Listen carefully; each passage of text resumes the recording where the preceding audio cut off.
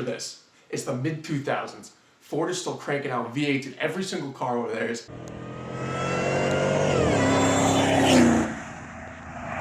And Outkast just came out with the hit single, Hey Ya. And then, out of nowhere, Ford says, you know what? You know what the people need? They need a supercharged V8 engine in one of our mid-size pickup trucks, and let's toss an all-wheel drive while we're at it. And that, my friends, is how the SVT Sport Trac Adrenalin came to be. Well, almost.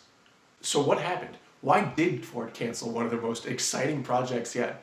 Why did we never get the SUT that we all wanted? Well, today, I'm going to explain what happened and dive a little deeper onto the story of the SVT Sport Trac Adrenalin.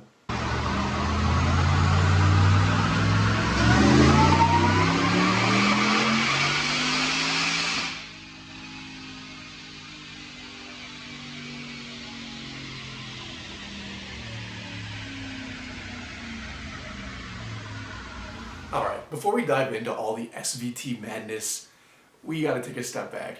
What was the original Ford Explorer Sport Trac? So back in the 1990s, Ford had a problem. They could not sell enough Explorers. These things were selling like pancakes on a Sunday afternoon.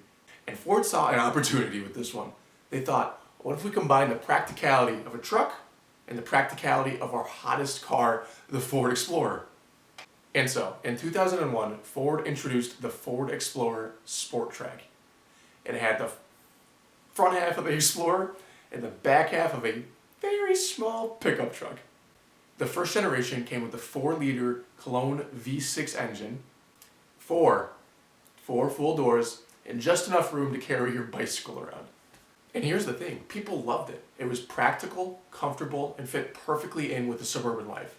And because of the success, Ford got it a second generation.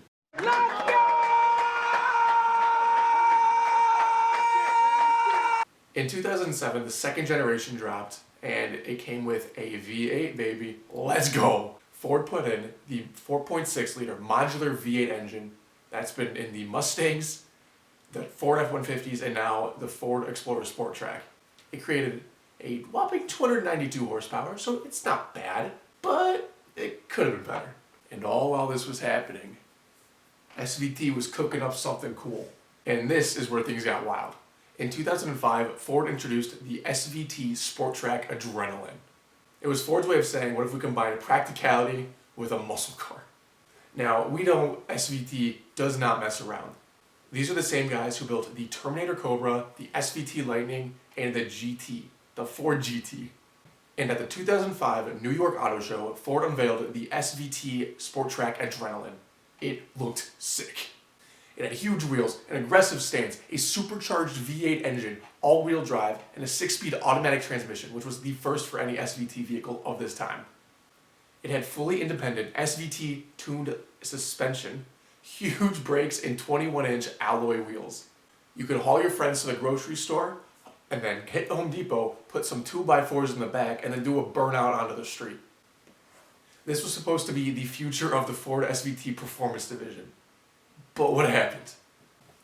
Unfortunately, 2007 rolled around, and we all know what was going on around that time. There's outrage tonight over Ford Australia's decision to axe 600 factory jobs. The company deciding to close its Geelong plant in Victoria and import its 6-cylinder engines. Why doesn't he support the people who work here? Instead of hitting showroom floors, the SVT Adrenalin was hitting the grave. Why, David, you ask? Well, Ford, like many other auto companies at the time, were slashing prices, and anything that was not guaranteed to make them profit, it had to go. So the real SVT Adrenalin was scrapped before we even got our chance at life. And instead of canceling the entire thing, they're like, you know, we made it this far. Let's get the people like a half-baked cookie. They released the Sport Trac Adrenalin, not SVT, just straight Adrenalin. No supercharger, no all-wheel drive. It was sad. Instead of blazing 390 horsepower, you still had 292.